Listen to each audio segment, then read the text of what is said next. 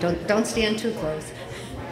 A couple of things I wanted to announce to you too. United Therapeutics has some material outside, educational material regarding the antibody therapy. So if you would like to grab that information, I think it would be very helpful to you. Rachel Ormsby has got her book outside as well. Do you want to say a word or two about it real quick? Okay. And then Frank Kelman has a book out there too, so if you want to grab that, I think, you know, all those pieces of information and resources are going to be very good and helpful to all of the parents out there. So here's Rachel Ormsby. Mm-hmm. Hello, everybody. This is the book she's talking about. Basically, she's talked about her handbook, which is fabulous and all-inclusive and has everything. This is really that 1% primer, the beginning part, if you could sit down and look and kind of help you guide through it. It is free for all families. It's out there. Please take one for you, for people back, for your hospital, for everybody. I don't want to take any home with me. The book is about to go to a very minor editing because May 27th, the doctor declared Nathan to have nothing left to fight. So after 9 years, he, I don't know if that's defined as NED, but we'll take nothing left to fight. So he's no longer on treatment. But this book is just for new families, for old families. It tells you how we got him from being in Title I reading to have a straight A student in junior high school. So please take them, share them. Thank you.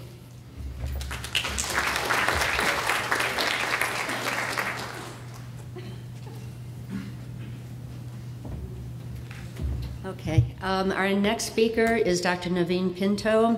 He's an assistant professor of pediatrics and director of the solid tumor program at the University of Chicago. Dr. Pinto's research focuses on the role of genetic variation in ethnic cancer disparities in response to chemotherapy. He directs the Great Kids Research Project, which aims to comprehensively sequence the genetic code of newly diagnosed and relapsed pediatric cancer patients with the hopes of identifying better treatment strategies. His talk today will be an overview of neuroblastoma staging and statistics. Dr. Naveen Pinto.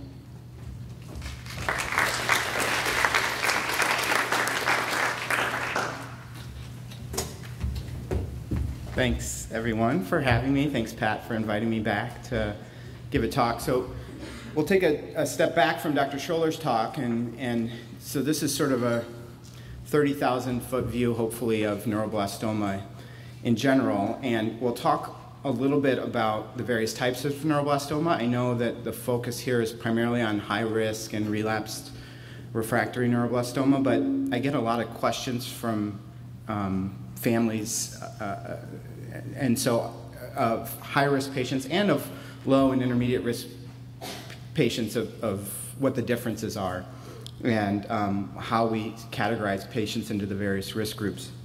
And I think it's helpful for you guys to know, even if your child may have not had low or intermediate risk neuroblastoma, because you'll get a lot of questions from those families of why did I not get topotecan and cyclophosphamide or a transplant or immunotherapy, and should my child be getting that? And so some of this very basic information may help you in the waiting rooms or online when you're meeting with these other families. We'll have a big chunk of it to focus on high risk as well, including some very recent updates from the COG. But this is a broad overview. So neuroblastoma, as you all may know, is the second most common solid tumor in childhood. Brain tumors are the most common solid tumor.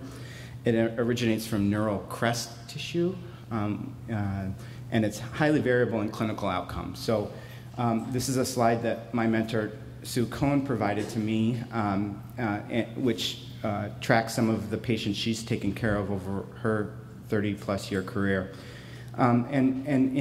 Basically, low-risk neuroblastoma presents in young babies, can be widely metastatic, can spread to the liver, to the bone marrow sometimes, and to the skin. But this disease shows high rates of spontaneous regression. Intermediate risk disease usually presents with large localized tumors, and these are very sensitive to chemotherapy. We joke that we bring chemotherapy into the room and the tumors start to shrink before we even give it to the patient. And then the high-risk neuroblastoma is the one that we all dread, and despite the aggressive treatments that we give to patients, chemotherapy, transplant, immunotherapy, radiation, surgery, still around half of these patients will experience a relapse. And so that's the main focus of most people's research, is to find better treatments for high-risk neuroblastoma. This is just a list of the most common cancers, and you can see where neuroblastoma falls on there. It's a rare tumor, so 10 cases per million. So about 800 children in the United States are diagnosed with neuroblastoma every year. So what causes neuroblastoma? The bottom line is, for most patients, we don't know. There's no consistent environmental factors involved, and really only in 1% to 2% of cases do we elicit a family history that makes us think that there might be a genetic link to why a child developed neuroblastoma. The pictures at the bottom are pedigrees, family trees of patients where multiple people in the family have been affected with neuroblastoma, and Dr. Mose, who will be here, I think tomorrow, can give more information about that. But this is how we discovered that ALK mutations, not necessarily in the tumor, but in every cell in the patient's body, mutations in this gene ALK led to the development of neuroblastoma. You can see that some patients, the red line below, dictates that a patient there has a mutation. So not everybody with an ALK mutation develops neuroblastoma, but there's certainly an increased risk. And then there's another mutation in a gene called FOX2B that presents with other symptoms, hypoventilation or problems breathing. These children usually need the assistance of a ventilator or a tracheostomy and a ventilator. And Hirschsprung's disease, where the normal innervation of the GI tract leads to severe constipation.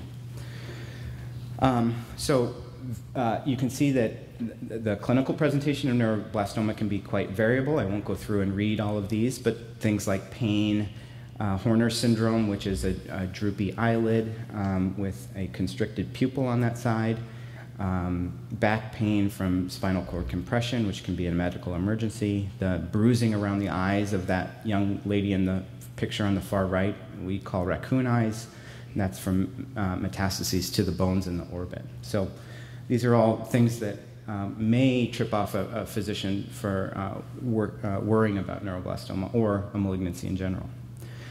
You can diagnose neuroblastoma by doing a biopsy, and if the pathologist says it's neuroblastoma, typically they're right. And you can find another way to diagnose is to find neuroblastoma tissue in the bone marrow combined with elevated urinary catecholamines. So in some cases, we may not go after the big primary tumor and may make the diagnosis on a bone marrow and a urine test alone. And this is typically important for patients that are often too sick when they are diagnosed to get a biopsy of a primary mass.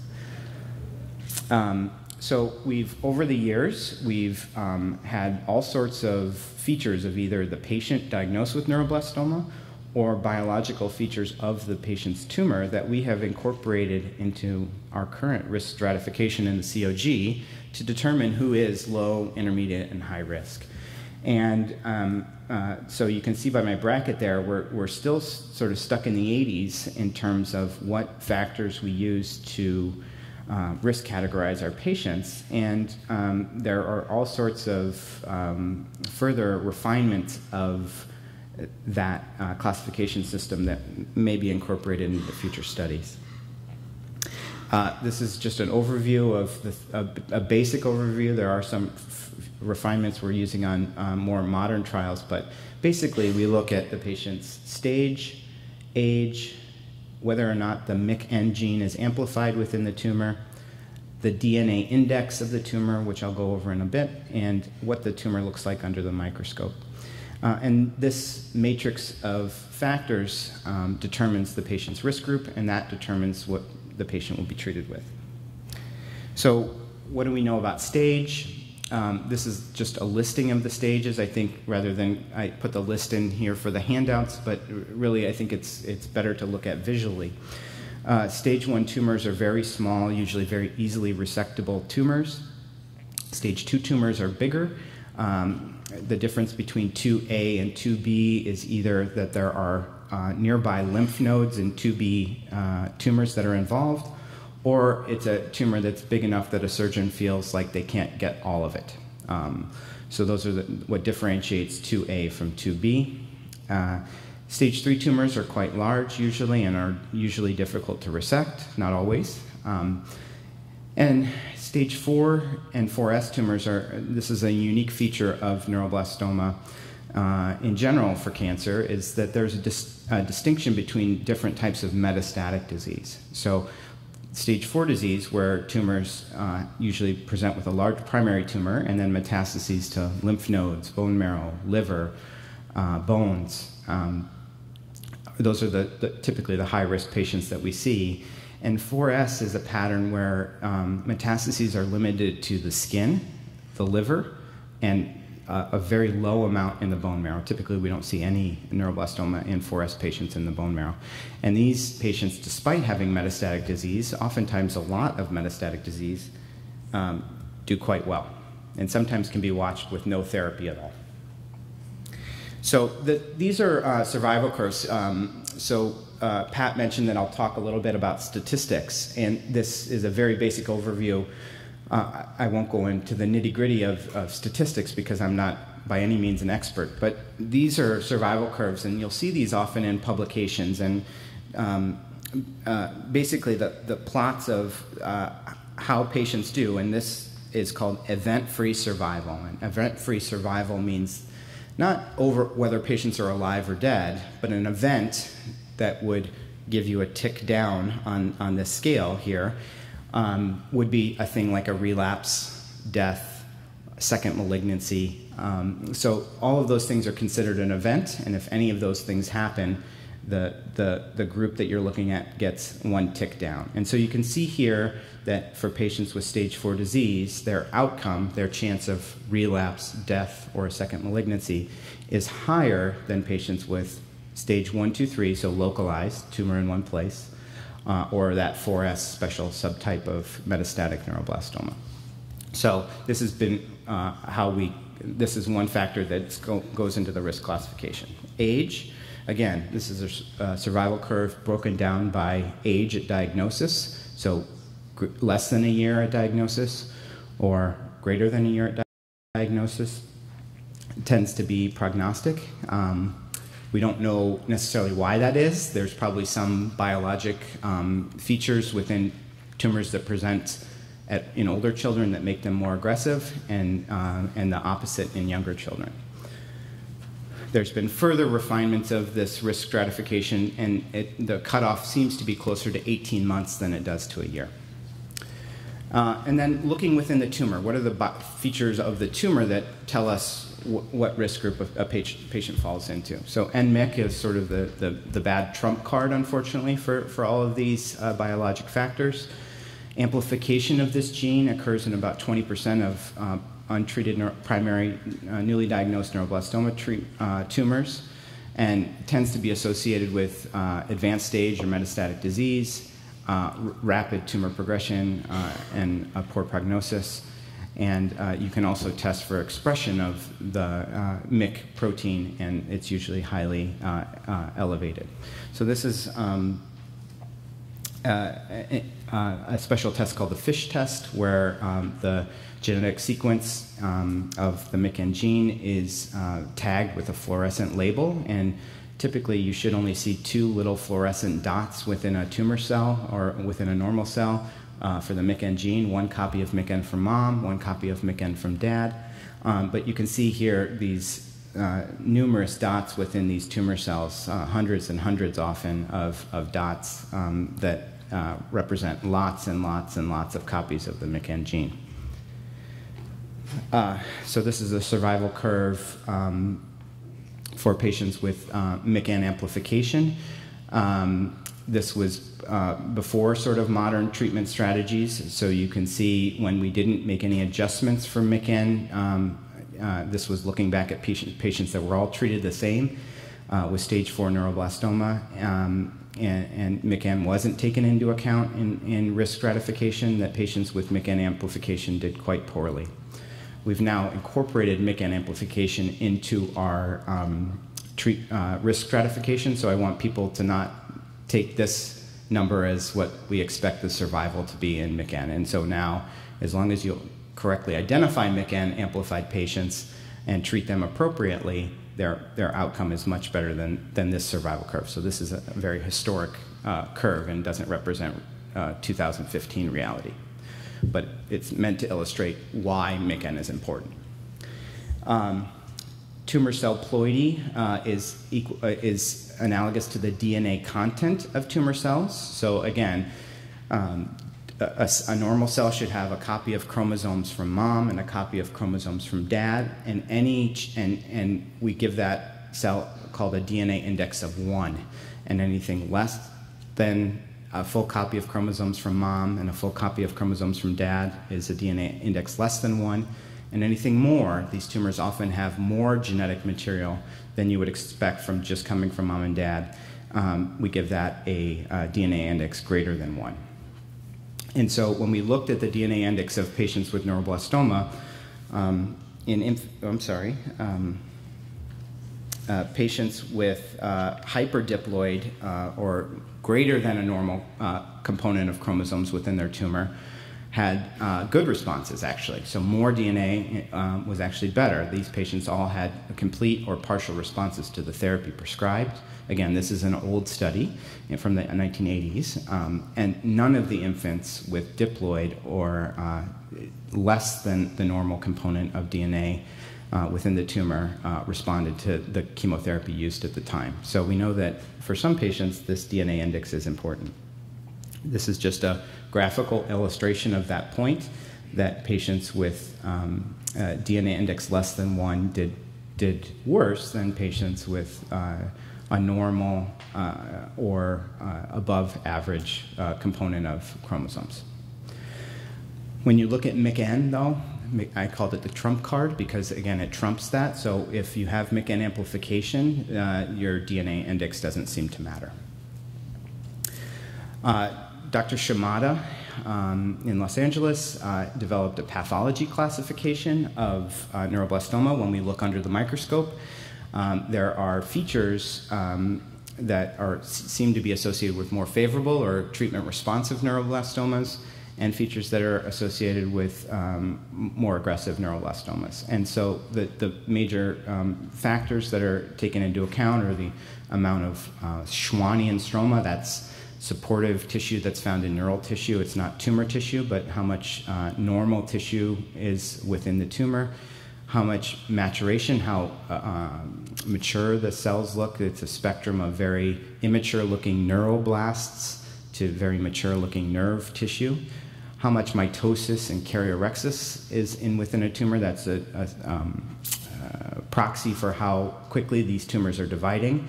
And the patient age is also taken into account. And so that was the original classification of neuroblastoma, and there have been some refinements to the Shimada system over time. But you can see that if you use those factors, you can also show that patients with unfavorable histology, looking under the microscope at the tumor, can predict patients that do poorly with previous standard treatments. So again, I just put this matrix up to show you the things that we take into account to say who is low risk and likely does not need any therapy, patients that are intermediate risk that either need little or no chemotherapy, which is on a spectrum, and high-risk patients who need the most aggressive treatments. So if you break that down, about half of patients, a little less than half of patients with neuroblastoma, so about 450 patients each year are diagnosed with high-risk neuroblastoma. The intermediate risk group is the least common, and low-risk patients represent about 40%. If we mash all these things together and mix histology, age, stage into risk classification, we know that and again, this is historic data only as of 2001, and we've had improvements over time, which I'll show. But high-risk patients then have the poorest event-free survival, so the highest likelihood of relapse or death. And so by tailoring therapy for these various groups, the hope was to spare low and intermediate risk children aggressive treatment, and to recognize those patients that are high risk and give them the most appropriate therapy. So again, the goal is to tailor therapy according to the patient's risk. So I'm going to go over some old but important studies that have led to sort of what the COG considers the standard of care for these various risk groups. Again, I'll breeze through a little bit of the low and intermediate risk stuff, but I'll be available to answer any specific questions about that, and it should be in your handout. So this, the Pediatric Oncology Group, which was a predecessor to the Children's Oncology Group, did a study in the late 90s that studied the use of surgery alone versus chemotherapy, low doses of chemotherapy and surgery for patients determined to have low-risk neuroblastoma. And the outcome for those patients was excellent. So in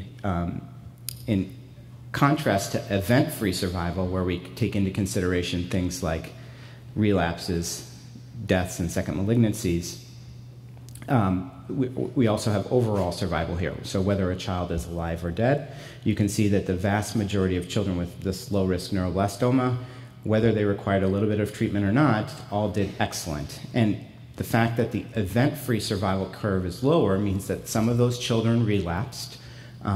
If the lines were all on top of each other, that would be one thing, but the event-free survival curve is lower. So some children relapsed, but with treatment, so recognizing patients that had their tumor grow or come back, you could salvage those patients with additional treatment, either another surgery or adding chemotherapy into the mix. And I will note that most of the graphs I've shown so far had the y-axis end at 0, and this y-axis ends at 60%. So it's just to show the spread. If we went from 100 to 0, the two curves would be squished pretty close. So we know that some patients with low-risk neuroblastoma probably don't need any treatment at all, meaning no surgery, no chemotherapy. And we've come to this conclusion from screening studies. So as Dr. Scholler mentioned, there are tests that can be done in the urine to detect neuroblastoma, these urine catecholamines. And because physicians were interested in trying to catch patients that may develop metastatic disease and intervene at an early stage, some people said, well, why don't we screen all newborn infants with urine tests to look for neuroblastoma? And what happened when we did that is we found a lot more patients with neuroblastoma than we were expecting. We essentially, this was done in French Canada and in Japan, and the incidence of neuroblastoma in those populations essentially doubled. So we found twice as many neuroblastomas as we were expecting, but we didn't really change the outcome. So by intervening in those babies with positive urine tests and then doing scans and potentially doing surgery to resect a neuroblastoma, we didn't prevent those high-risk patients from showing up at 2 years or 3 years of age. So we weren't cutting out high-risk tumors that were going to then grow and spread.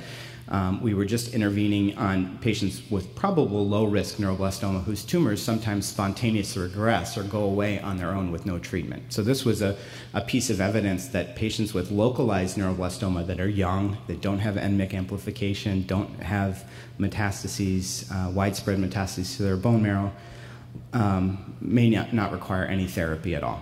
And so again, this is something that comes up a lot in the waiting rooms or online chat rooms of the differences in therapy, and it's almost not fair to call this type of neuroblastoma. There should be different names. I mean, low-risk neuroblastoma is the correct terminology, but they're very different diseases than what we see in high-risk patients.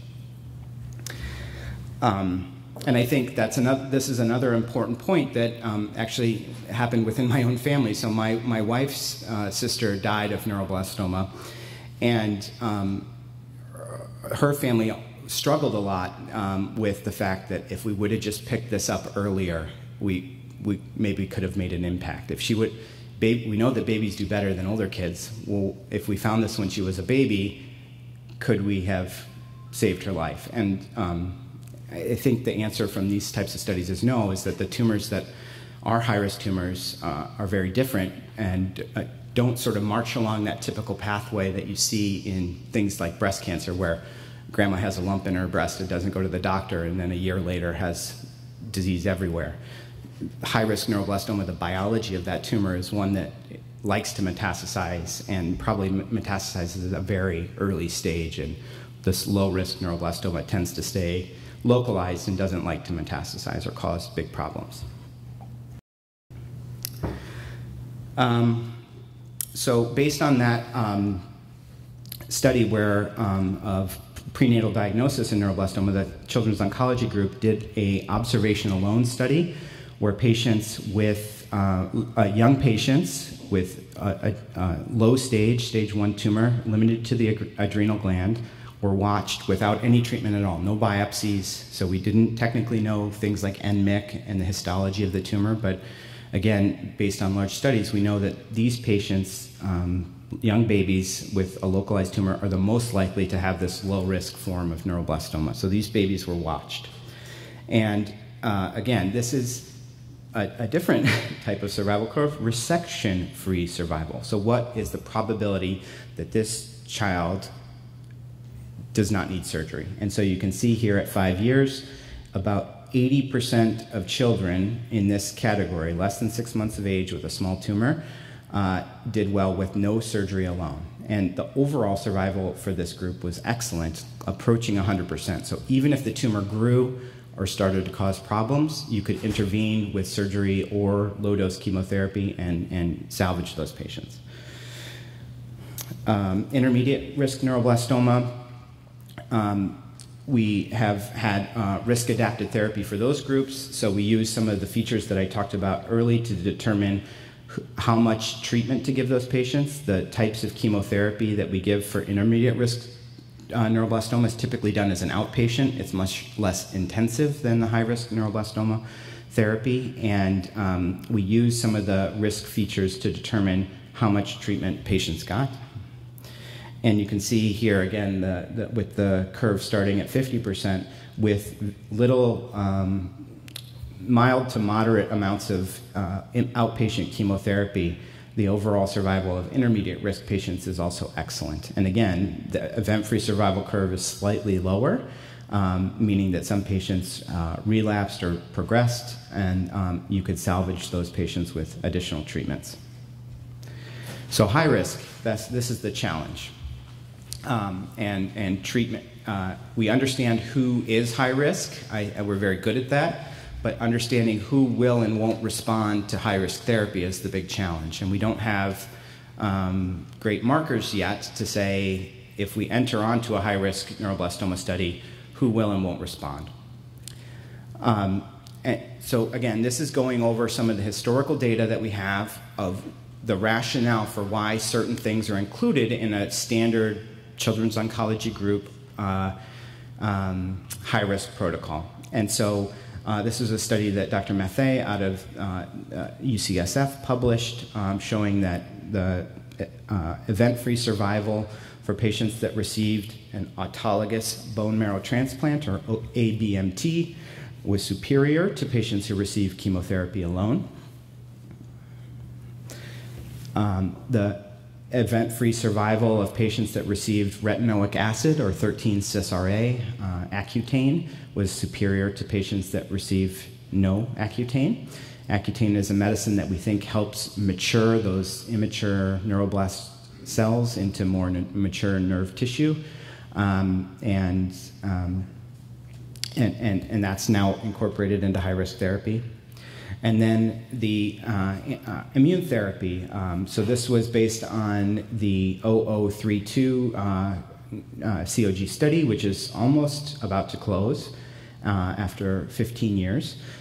And that study previously randomized patients to either just get retinoic acid, or RA, or to get retinoic acid interspersed with the chimeric 1418 antibody that United Therapeutics now markets as Unituxin, in combination with either GM-CSF or IL-2.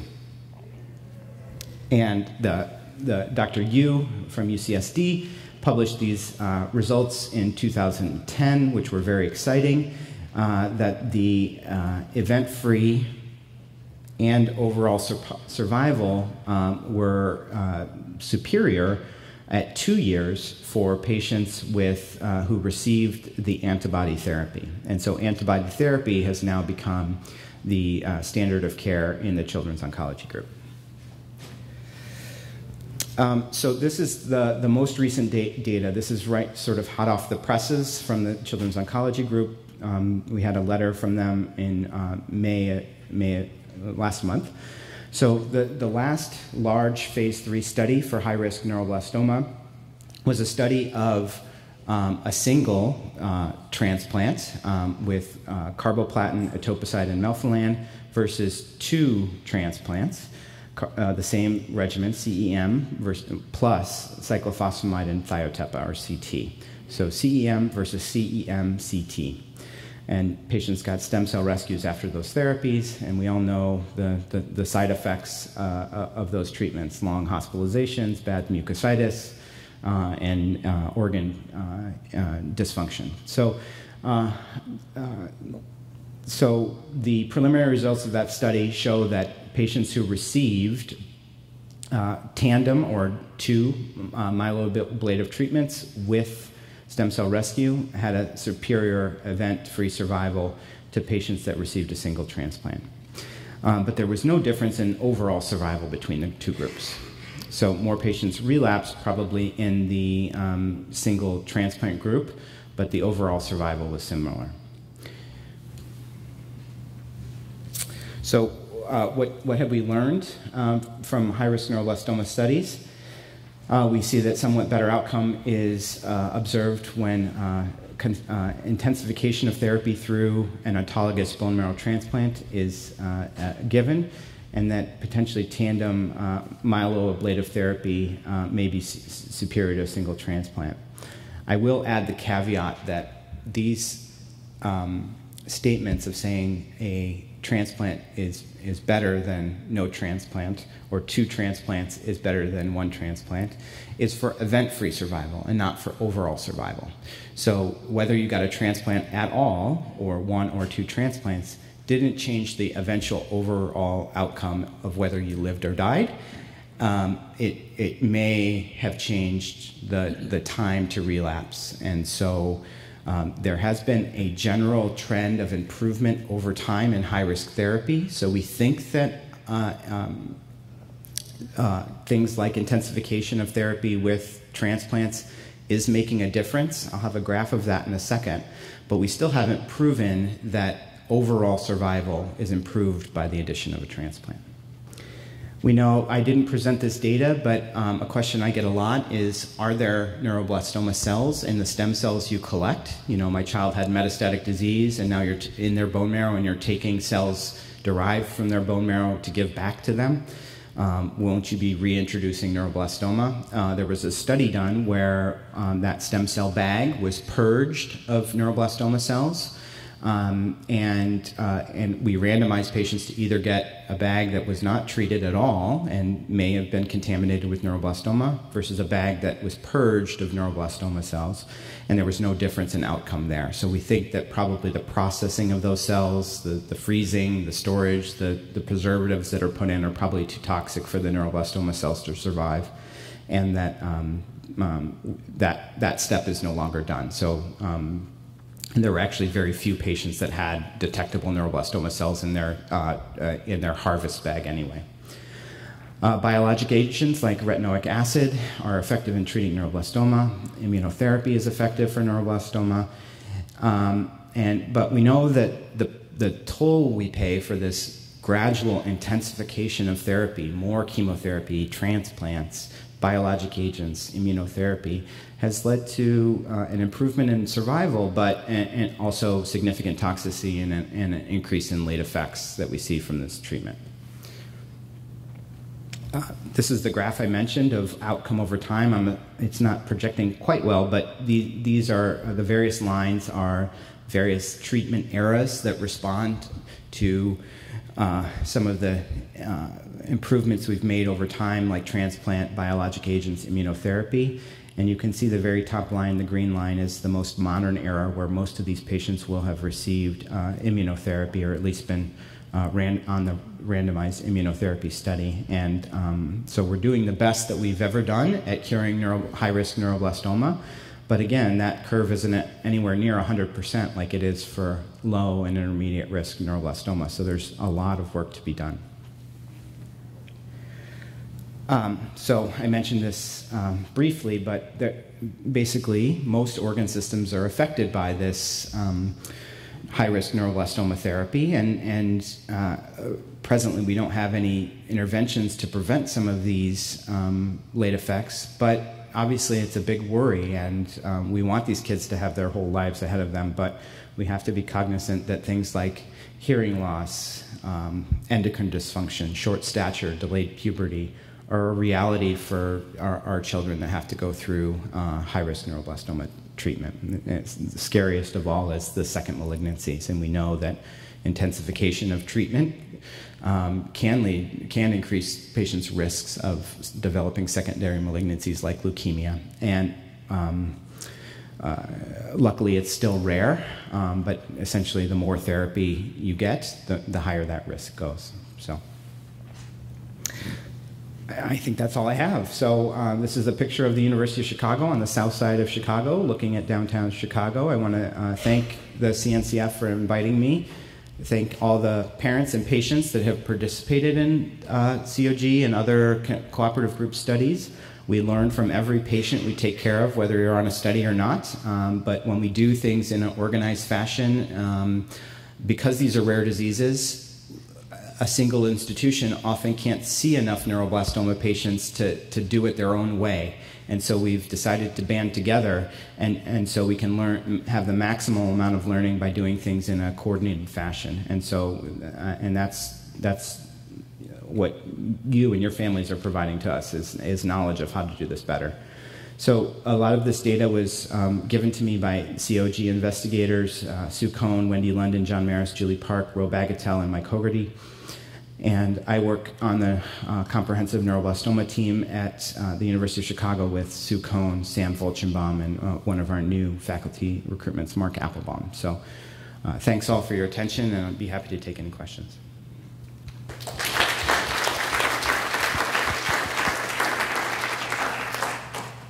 Okay, we have one question. Hi, I had a question. My son is intermediate risk, and I've heard just through other people that sometimes kids who are intermediate risk, when they relapse, they're restaged. So how does that work? What factors are taken into account if a child who starts as either low risk or intermediate risk relapses?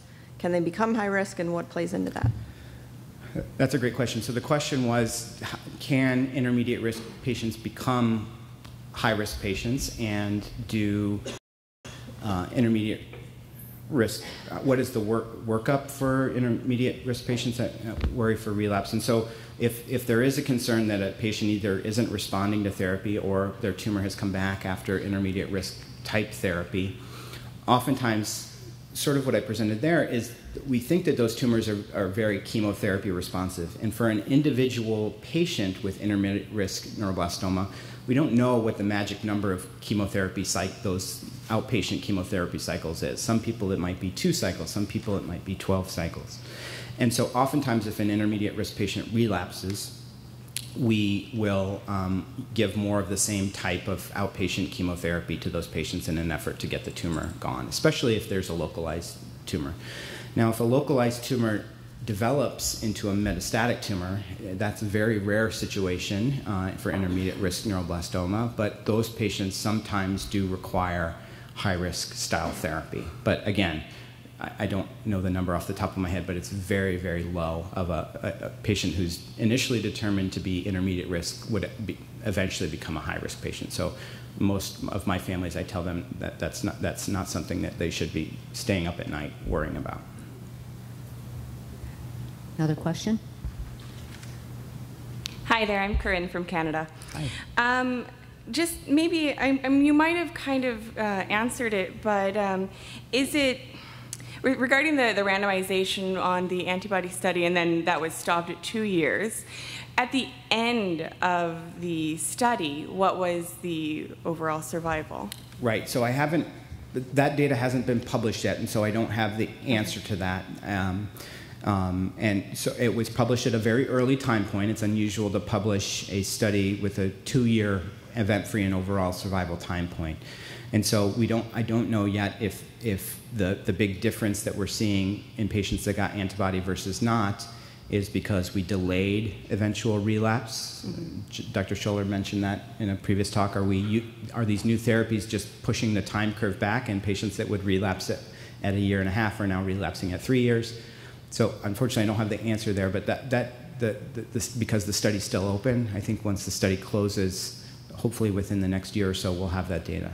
Okay, and then one more question. Regarding the concern of trying to find it early, is it appropriate or even worth considering, or has it been considered, why or why not, to screen at a later date? So screening babies wasn't effective and it just freaked out a whole bunch of parents, right?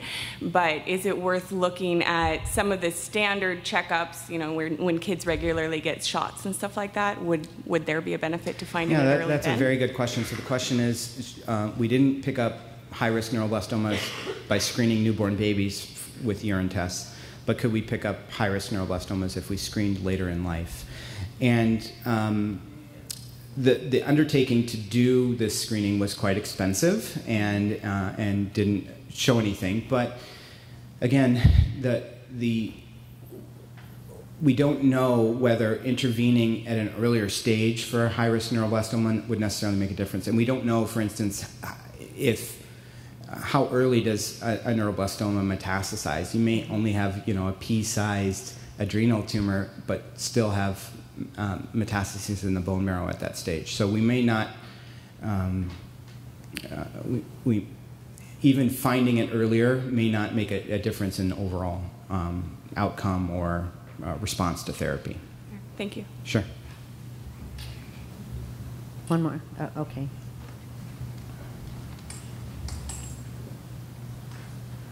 Hello. Hi. So intermediate risk versus staging on the event-free survivor curves, there's if you go back a couple of slides, back all the way to, I guess, the intermediate risk or the staging, there's a staging event-free survival curve, and stage 4 was kind of far down on the curve there. Yeah. And then if you go to the kind of the histology one, where you're talking about the Mickian amplification, it kind of pushed it up. So how do you combine that curve to the histology curve? Do they overlay and kind of average out? Or? Yeah, that's a great question. So not all stage 4 patients are high-risk patients. This is a conglomerate of all patients just based on stage. And we know that not all stage 4 patients are high-risk patients. So there are some, so you could really break this stage 4 curve down into two subcurves of stage 4 intermediate risk, stage 4 high risk, and the curves would sort of split that red curve there. So not all stage 4 taken alone is prognostic, but you have to take the whole picture of NMIC, everything else into account before saying this is automatically makes you high risk. Okay. And another question, 2 slides before you went into the high risk? 2 slides before the high risk? Yeah. It's going back to the number of cycles of chemotherapy for intermediate risk patients. Keep on going. Is it this one? Yeah, that's the one. So on the left, there's 4 cycles. On the right, there's 8. And you had mentioned that we just don't know what the right number of cycles is for the kind of reduced dosage chemotherapy. Right, and there's actually an update to this study, the 0531 COG study, where patients could even get as low as 2 cycles of chemotherapy, or as many as 12. So there's been further refinements to this. But even within that study, I mean, it's a study, so we don't know the right approach. And we don't know within each of those subgroups, when we tease out who we think needs a certain amount of therapy, we're not always right. So the ideal situation would be to have some genetic biomarker or scan or blood test that would tell us when the cancer's gone or when it's quiet and we don't need any more therapy, but we're sort of not there yet. So we have to use these biologic factors, age of the patient, things that we know are prognostic right now to determine what our best guess of how much treatment to give. Okay, thanks. Sure. We'll do one more question. In all the survival graphs for years since, let's say if it's overall or event-free, it states 0. What is 0? Is 0 diagnosis or is 0 completion of treatment? 0 is from diagnosis. So when it pans out, because the plateau looks to be around 3 years, most recurrence happens within that 3 years until you start seeing the plateau. So if you were diagnosed 3 years ago, you would expect to be within that plateau level? Correct. And also, in looking at this, it lists hyperdiploid and diploid. Mm-hmm. Does non-amplified always coexist as hyperdiploid? Because I was listed as aneuploid, and I don't know what aneuploid fits in on either of these. So aneuploid is just a term that means not a normal copy of chromosome. So I don't know if there was a further categorization there. Aneuploid could be more chromosomes or less chromosomes. So so I'm not sure of the specifics of why that may have been listed on that report. Sometimes if there's trouble determining the exact copy number, but it's clear that it's not the normal 46 copies, then it's listed as aneuploid. But so the hyperdiploid is really taken into account in non-NMIC amplified tumors. Okay, thank you. Mm-hmm. Okay. Thank you very much, Dr. Pinto. Thank you.